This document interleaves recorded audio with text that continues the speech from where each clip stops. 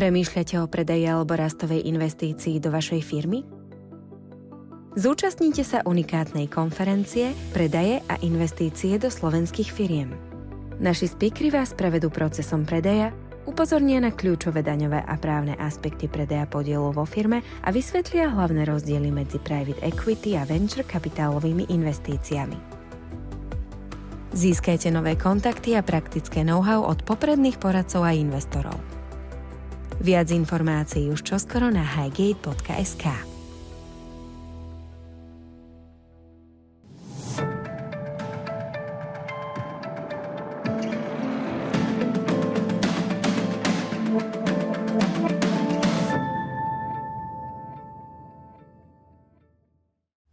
Dobrý deň, vitajte pri sledovaní ďalšieho dielu podcastu. Tentokrát sa budeme rozprávať o kryptomenách a o regulácii. Viac si povieme s mojimi dnešnými hostiami, a nimi sú Peter Varga a Roman Baranec z spoločnosti Highgate Group. Dobrý deň, vitajte páni. Dobrý deň. Viackrát sme sa rozprávali o týchto témach. Teraz je to možno ešte viac aktuálnejšie aj v súvislosti s vašou konferenciou, ktorú ste organizovali koncom októbra, kde ste rozoberali tieto témy o regulácii. Pán Varga, keď sa pozrieme na tú reguláciu, trošku by sme si to mohli aj zhrnúť na začiatku v súvislosti s MiCou, odkedy platí a čo všetko vlastne do toho spadá. Vy ste to tak načetli, že áno, ten hlavný spúšťač toho celého a celý tých diskusí je vlastne tá často skloňovaná MiCA, ktorá predstavuje v angličtine taký výraz, že one size fits all, nástroj na to, ako regulovať viaceré typy kryptoaktív, ktoré tu doteraz regulované neboli. Čiže je ambíciou v zásade postihnúť viaceré oblasti toho sveta, toho života, toho kryptomenového alebo kryptoaktívového života, ktoré tu doteraz regulované neboli. A zároveň teda aj pomenovať terminologicky, že čo sú to tie kryptoaktíva a aké typy tých kryptoaktív poznáme. Možno iba tak vo všeobecnosti je to kus teda legislatívy, na ktorý sme dlho úpenlivo čakali. Konečne ho teda máme, alebo teda už sa teda časť tých adresátov tohto nariadenia nimi riadí touto reguláciou a časť teda v blízkej budúcnosti. Každopádne ja to vnímam ako nejaký významný prostriedok k tomu, aby došlo k väčšej miere tej štandardizácii toho prostredia, ktorá doteraz bola častokrát iba takým divokým západom. Čiže je to pozitívnejšie? Určite to vnímame pozitívnejšie. Samozrejme, tá regulácia nezahŕňa všetky tie aspekty toho sveta s tými kryptoaktívami, ktoré poznáme. Medzičasom od momentu, keď sa začala MiCA nejako konštruovať, tak vznikali nejaké nové kauzy, nové situácie, ktoré tá MiCA nezahŕňa. Spomeniem napríklad NFTčka, ktoré MiCA nezasahuje, alebo decentralizované financie, ktoré z časti zasahuje, z veľkej časti nezasahuje. Ale je tu kus regulácie, ktorá MiCA vlastne tak nejako podprahovo spomína, ktorá tu už bola predtým ako MiCA uzrela svetlo sveta. A MiCA len potvrdzuje, že viaceré tie typy tých biznisov a využívanie kryptoaktív, že sa na nich vzťahuje už existujúca regulácia, hlavne teda v oblasti finančných nástrojov. A MiCA to len potvrdzuje tým, že do toho tak krásne spadá ako taká skladačka.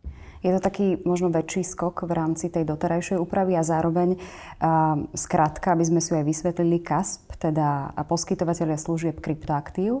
Také vaše obľúbené slovo, ktoré už som tak viackrát započula v našich rozhovoroch, prudenciálne požiadavky. To teda sa vzťahujú na ten CASP. Prečo a o čo vlastne ide? Spomenuli ste jednu z tých častí tej štandardizácie a prudenciálne požiadavky sú jedno z takých tých požiadaviek nielen pre CASPov, ale aj pre iných tých adresátov MiCA regulácie a súvisia. Ono to má nejaký svoj prápovod niekde v minulosti, ešte na úpätí finančnej krízy 2007-2008.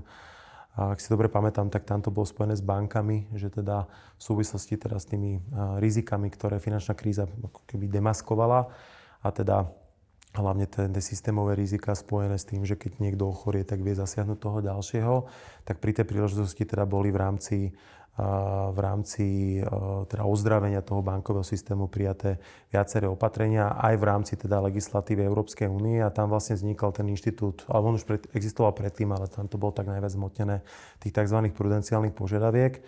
Ono sa to keby častokrát využíva v spojitosti ten Basel III pravidlá pre tie banky a práve tá MiCA si to nejako akože tiež absorbovala alebo prevzala do tej svojho normatívneho textu, pretože ukladá tú povinnosť týmto KASPom, týmto poskytovateľom služieb kryptoaktív, aby teda neboli len pätiscové SROčky, keď to tak poviem po slovensky, ale teda boli naozaj spoločnosťami, ktoré majú nejaký svoj substrát, niečo, čo ich upevňuje teda v tom priestore a ukazuje, že sú kredibilným hráčom na tom trhu.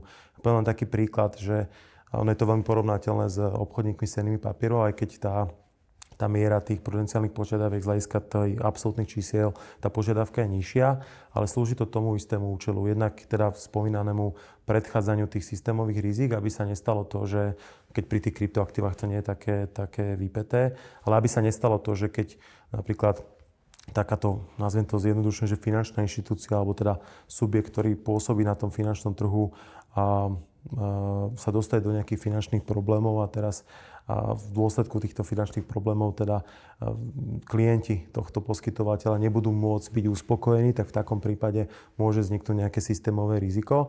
A zároveň ten zámer tých prudenciálnych požiadaviek je teda chrániť aj spotrebiteľov, čo je prirodzené, aby sa teda, vraciam sa naspäť tej pätiscovej SROčke, aby sa nestalo to, čo je také štandardné slovenské, že niekto sa objaví na tom trhu a nemá ten kapitál relevantný na to, aby dokázal, povedzme, vykryť nejaké horšie situácie, ktoré môžu prirodzene nastať v tom ekonomickom cykle.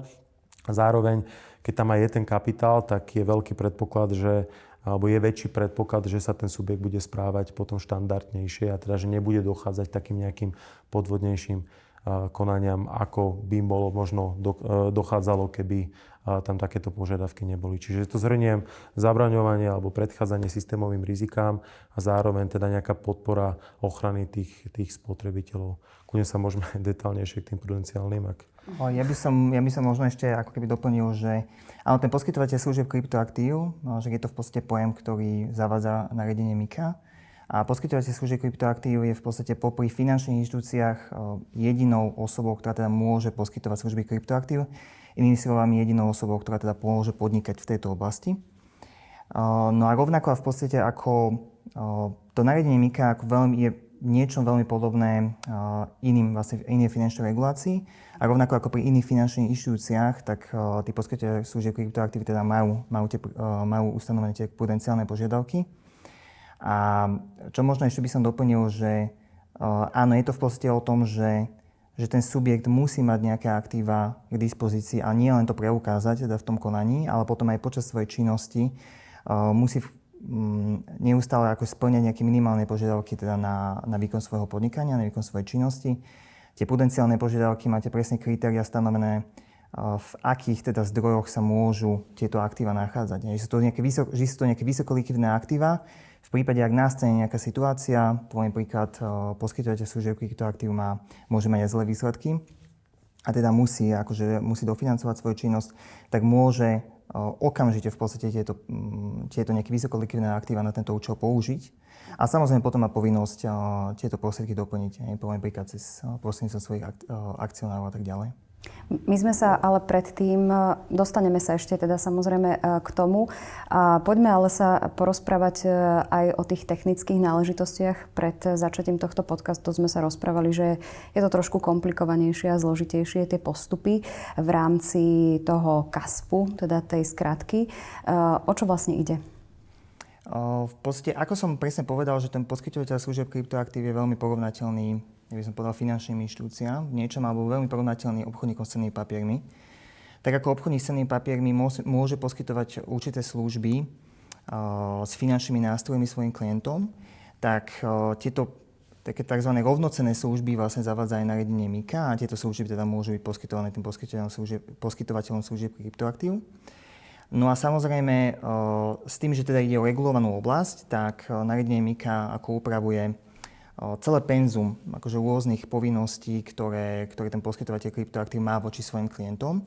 Ale samozrejme upravuje aj nejakým spôsobom, ako teda ten poskytovateľ služieb kryptoaktív funguje interne. A s tým teda súvisia nejaké mechanizmy, nejaké postupy, nejaké činnosti, ktoré on musí dodržiavať. To znamená, že je to nejakým spôsobom regulovaná entita. V tejto entite pôsobia ľudia, ktorí musia mať určite dostatočné znalosti, vedomosti, skúsenosti na výkon týchto činností. A oni zoberme si, že akákoľvek situácia, ktorá môže pri tej činnosti nastať, by mala byť v podstate reflektovaná v nejakých tých vnútorných predpisoch, nejakých tých vnútorných postupoch. Aby nedošlo vlastne k situácii, že napríklad tá služba nebude poskytovaná alebo prostriedky klientov môžu byť ohrozené, pretože napríklad tá osoba nevie, akým spôsobom konať. Preto ten poskytovateľ služieb kryptoaktív môže v podstate MiCA zavádza, ak sa nemýlim, 8 alebo 10 je tých služieb kryptoaktív. Každá tá služba má nejaké svoje pravidlá. Ten poskytovateľ, ak žiada Národnú banku Slovenska, že chce poskytovať jednu alebo viac týchto služieb, tak na každú túto služieb musí mať vytvorenú nejakú vnútornú politiku, podľa ktorej sa vlastne bude riadiť. A samozrejme tie vnútorné politiky zahŕňajú, či už je to nejaké vybavovanie sťažností, či už musí tam byť vnútorný predpis o whistleblowingu, alebo rôzne ako keby iné, nejaký vnútorný predpis o compliance, alebo rôzne proste iné predpisy, ktoré riešia situácie, že napríklad kontinuita obchodnej činnosti a tak ďalej, ktoré v podstate môžu teda, ako som už povedal, pri podnikaní nastať. Vy ste to doma, ale na také prvé počutie, alebo teda na počutie divákov možno, ktorí nemajú s tým skúsenosti, je to veľmi komplikovaný proces.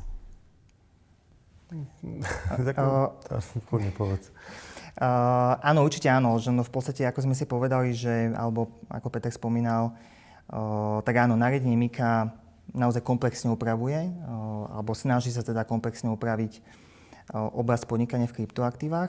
Ale samozrejme, že keď si možno prečítate nariadenie MiCA, tak ono je veľmi všeobecné. A veľmi všeobecné vám napríklad hovorí, že áno, máte si vypracovať vnútorný predpis v oblasti AML.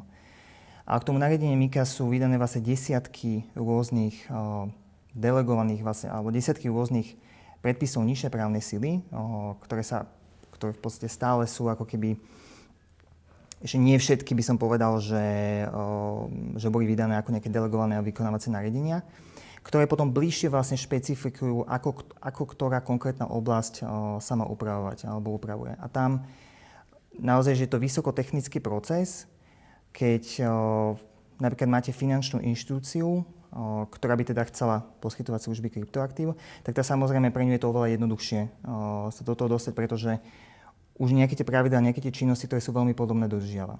Ale pre niekoho, kto bude začínať na zelenej lúke a ktorý napríklad pri súčasných pravidlách, ktoré sú, ja by som povedal, že na výrazne teda nižšej úrovni, že sú to v podstate na Slovensku máme živnosti, tak chce naozaj akože spraviť ten skok a byť regulovaný, tak pre neho naozaj to bude veľmi veľká práca tieto vnútorné predpisy implementovať a riadiť sa podľa toho.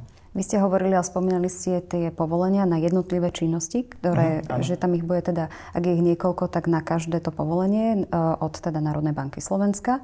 Ako ten proces vlastne prebieha, ako dlho trvá? Áno, ono sa v podstate povolenie sa vydáva jedno, ale vy si môžete žiadať o poskytovanie jednej alebo viacerých služieb. Ja poviem príklad, že môžete robiť poradenstvo v oblasti kryptoaktív, môže to byť riadenie portfólia pre nejakého klienta, teda spravujete jeho kryptoaktíva a v podstate investujete ich podľa tých oprávnení, ktoré vám ten klient dá. Môžete umiestňovať kryptoaktíva, ktoré sa napríklad emituje nejaký emitent, alebo môžete prevádzkovať obchodnú platformu pre kryptoaktíva. To je v podstate takéto, by som povedal, že tá najzložitejšia z tých činností. Takže ten proces je vlastne taký, že ja by som povedal, že tá prvá fáza absolútne nejaké to predlicenčné konanie, kedy sa ten žiadateľ musí vlastne pripraviť na všetky tie požiadavky, ktoré to nariadenie MiCA a ostatné právne predpisy stanovujú. V súčasnosti ešte predtým, než nariadenie MiCA je účinné, tak Národná banka si aj volá tie subjekty, ktoré by potenciálne teda mali záujem o získanie tohto povolenia a prechádza si s nimi v podstate, ako aktuálne fungujú, ako by mali potenciálne upraviť svoju činnosť a chce ich trochu pripraviť ako keby na to licenčné konanie.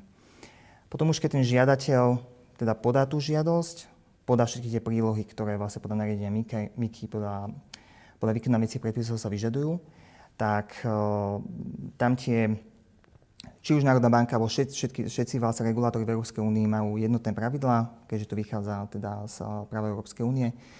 A do tých 25 pracovných dní teda ten regulátor musí rozhodnúť o tom a musí posúdiť, či žiadosť je alebo nie je úplná.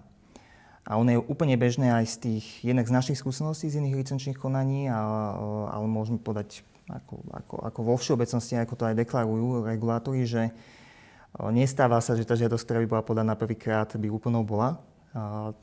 Naozaj predstavme si, že ten zoznam príloh, ktorý sa vlastne prikladá, tak je to trojciferné číslo. Takže potom sa vlastne, áno, regulátor dá nejakú dodatočnú lehotu, kde teda žiadateľ má možnosť túto žiadosť doplniť. No a ak ju doplní, ak je regulátor tým spokojný, tak potom a žiadosť je úplná, tak potom nastupuje vlastne lehota 40 pracovných dní, dokedy vlastne o žiadosti musí rozhodnúť a musí teda buď udeliť povolenie alebo zamietnúť, ktorá môže byť predĺžená o ďalších 20 pracovných dní. Ja som sa len dodať, že Roman to tak načrta, že je to veľmi zložité a ono to v princípe aj zložité je. A on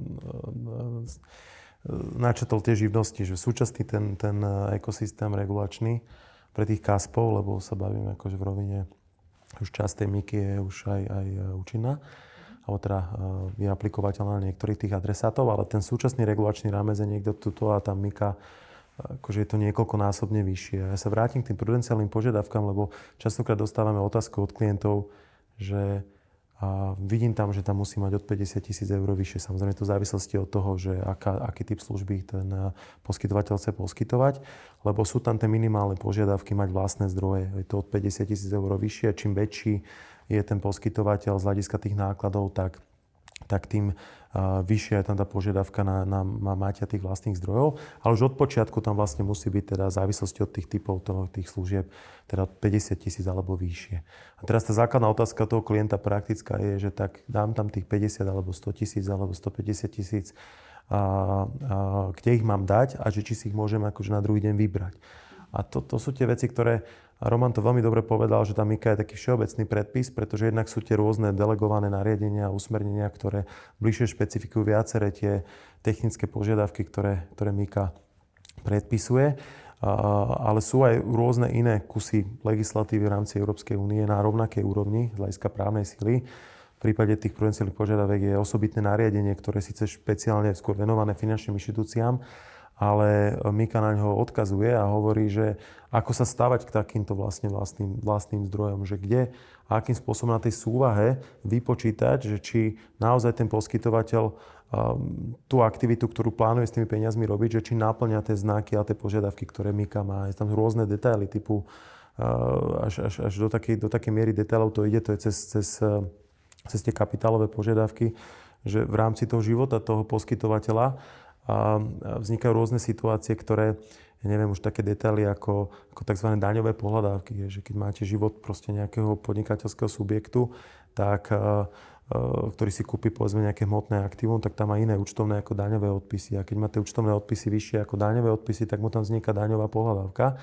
A o tú daňovú pohľadávku sa majú vlastne ponížiť tie vlastné zdroje a tým pádom ten poskytovateľ tam musí pridať ďalšie vlastné zdroje, pretože táto pohľadávka sa neberie do úvahy. A takýchto atribútov je tam X, čiže takže tá praktická otázka, s ktorým sa za nami klienti obracajú, ktorá je teda prirodzená, pretože každý vníma ten obrovský skok v tej regulácii oproti tej súčasnosti, tak jeden z tých najväčších zádrhelov, ktorí tí adresáti alebo tí, ktorí chcú podnikať s tým kryptom, vidia je, že či naozaj musí mať tie finančné prostriedky na tom účte. A to je to, čo je aj našou úlohou v rámci poradenstva, či už teda tu vidíme, že aj účtovno-daňové a nielen teda to regulačné je práve poskytnúť tým klientom komfort, že teda nie nevyhnutne to musí byť až takéto statické z tohto hľadiska. Keď sa porovnávame, alebo keď si urobíme možno aj porovnanie, že Slovensko versus ostatné krajiny, alebo Európska únia a európske krajiny, a teda zvyšok mimo európske krajiny, ako je to s tými pravidlami, či nie sú tie subjekty znevýhodnené? Tak samozrejme, ako nariadenie MiKa a potom všetky tie právne predpisy, ktoré s ňou súvisia, je to robustná regulácia, ktorá nepoznám síce všetky právne poriadky samozrejme sveta, ale ktorá podľa mňa teda nemá nejakú konkurenciu na nejakej globálnej úrovni. Ale tu si treba uvedomiť, že to nariadenie MiKa nie len ako sa vytvára teda nejaké alebo stanovuje požiadavky pre podnikateľov v rámci Európskej únie, ale takisto teda chráni tých spotrebiteľov, ale aj iné osoby, teda využívateľov tých služieb v rámci Európskej únie. To znamená, že to nariadenie je postavené tým spôsobom, že keď niekto by chcel poskytovať tie služby, ktoré majú teda charakter služieb kryptoaktív, v Európskej únii, tak samozrejme musí spĺňať požiadavky, ktoré sú v Európskej únii na to kladené. A vyslovene aj v finančnom práve existuje taký princíp, že sa volá reverse solicitation. A to znamená, že ak vy napríklad by ste oslovili nejakého poskytovateľa v USA a chcete napríklad investovať na jeho burze kryptoaktív, samozrejme môžete to spraviť. Ale ten poskytovateľ nemôže vám ponúkať napríklad iné služby, ktoré on má vo svojom portfóliu, lebo už by to znamenalo, že oslovuje klientov z Európskej únie a už musí mať na to povolenie. Takže právne predpisy, či už v oblasti finančného práva, ale aj v nariadení MiCA, znemožňujú to, aby ten subjekt z tretej krajiny vôbec propagoval svoje služby bez nejakého povolenia v EÚ alebo vlastne oslovoval tých klientov v rámci EÚ. Aby sme to ešte teda aj tak zhrnuli, pán Varga, vy ste hovorili, že je to pozitívnejšie, alebo tá zmena je pozitívnejšia. Vy ste v rámci aj tej konferencie, ktorú ste mali, ktorú som spomínala hneď v úvode, riešili celkový regulačný a daňovo-účtovný ekosystém. Riešili ste to v rámci diskusí. Keď sa pozrieme v súčasnosti, čo sa deje na aktuálnu situáciu na Slovensku, na dane a na konsolidačný balíček, veľmi robustný v nasledujúcom roku, dvoch minimálne. Má to nejaký vplyv? Priamy asi nie, že tam ten konsolidačný balíček sa nejako priamo nedotýka tohto ekosystému. Skôr som možno povedal, že tak nechtiac možno pozitívne, pretože v rámci to prijatia MiCy, tak teda Slovensko príjma nejaký zákon, ktorý súvisí teda s MiCou, a súčasťou tohto zákona je napríklad aj novela zákona daní z príjmov, ktorá rieši alebo venuje sa nejakým nedostatkom, ktoré to v zákone daní z príjmov boli v súvislosti s kryptoaktívami. Poviem príklad. Doteraz, keď ste niekomu za poskytnutie služby zaplatili bitcoinami, tak ten niekto, ktorý teda obdržal takto bitcoin a na druhý deň ho chcel predať, tak platil dvakrát dvojnásobnú daň. Raz za trhovú hodnotu tej služby, ktorú poskytol, a druhýkrát za trhovú hodnotu bitcoinu, ktorý na druhý deň predal. Toto je niečo, čo sme mali dieru v zákone, a práve tento zákon MiCA to rieši. Čiže z tohto pohľadu, aj keď toto není súčasť úplne toho konsolidačného balíčku, ale je to v tomto časovom rámci prijímané, tak toto hľadiska to vnímam skôr pozitívne, aj keď takto nechtiac. Ale čo ja vnímam, že možno by bolo dobré tak nejak vykryštalizovať, je napríklad otázka DPH pri poskytovateľ služieb kryptoaktív, pretože tam sa budú poskytovať rôzne typy služieb za poradenstvo, za postupovanie pokynov, za exekúciu pokynov a rôzne ďalšie služby, ktoré tam sú, a teraz nie je úplne ustálené, že či tie služby sú z DPH alebo sú bez DPH, respektíve sú DPH oslobodené. A tam ja vnímam akože významné medzery, ale na obranu teda slovenského zákonodarcu je to harmonizované, takže by tá iniciatíva mala ísť z Európskej únie. No a ešte teda na záver, aby sme uzavreli túto tému, ako som teda spomínala, vidíte viac výhod ako nevýhod? Jedna vec je tá štandardizácia, to okolo omielam všade, a to je určite veľká výhoda, ale druhá výhoda je, Roman to načetol, z časti s tými zahraničnými alebo treťokrajinovými poskytovateľmi, je taká snaha o ten level playing field, že máme klienta, ktorý povedzme robí aktuálne emisiu kryptoaktív a teda už momentálne bude spadať teda do tej novej regulácie, alebo teda spadá do tej novej regulácie, a vie si byť dneska istý, že keď to chce ponúkať v tom Nemecku napríklad, tieto kryptoaktíva, že je tam ten harmonizovaný rámec. Že nikde v Nemecku neexistuje nejaká právna úprava, ktorá mu to znemožňovala, ktorá by to eventuálne považovala za trestný čin, lebo to teoreticky je možné. A dneska si vie byť istý, že keď teda tie pravidlá, ktoré on musí dodržiavať, tak také isté pravidlá musí dodržiavať ten Nemec a opačne. Takže toto vlastne napomáha tomu ultimátnemu cieľu Európskej únie, a to je teda jednotný trh a rovnaké pravidlá pre všetkých. Takže ja to vnímam pozitívne z hľadiska štandardizácie, z hľadiska predchádzania systémového riziku, aj keď pri tých kryptoaktívach je to také neúplne vypuklé ako pri bankových domoch. A z hľadiska ochrany spotrebiteľa prirodzene, však to je téma, čo sa často skloňuje. Ale čo ja vnímam možno najpodstatnejšiu výhodu je práve to, že všetci budú mať plus minus rovnaké pravidlá a už nebudú tak veľké, alebo už nebudeme existovať v takom regulačnom chaose, ako sme existovali doteraz. No a ako som sme spomínali, tak to ste rozoberali na konferencii. Ak chcú diváci vedieť viac informácií, tak môžu si pozrieť záznam z tejto konferencie, kde sa teda dozvedia viac informácií, tých komplexnejších a tých naozaj zložitejších, čo sa týka aj tých technických náležitostí. Mojimi hostiami boli Peter Varga a Roman Baranec zo spoločnosti HG Group. Ďakujem páni. Ďakujem. Ďakujeme, že ste si vypočuli a pozreli náš ďalší podcast. Verím, že tie informácie boli pre vás hodnotné a ak by vás akékoľvek ďalšie témy z oblasti práva, daní alebo účtovníctva zaujímali, tak máme množstvo ďalších videí a samozrejme budeme radi aj za váš odber. Premýšľate o predaji alebo rastovej investícii do vašej firmy? Zúčastnite sa unikátnej konferencie Predaje a investície do slovenských firiem. Naši speakery vás prevedú procesom predaja, upozornia na kľúčové daňové a právne aspekty predaja podielu vo firme a vysvetlia hlavné rozdiely medzi private equity a venture kapitálovými investíciami. Získajte nové kontakty a praktické know-how od popredných poradcov a investorov. Viac informácií už čoskoro na highgate.sk.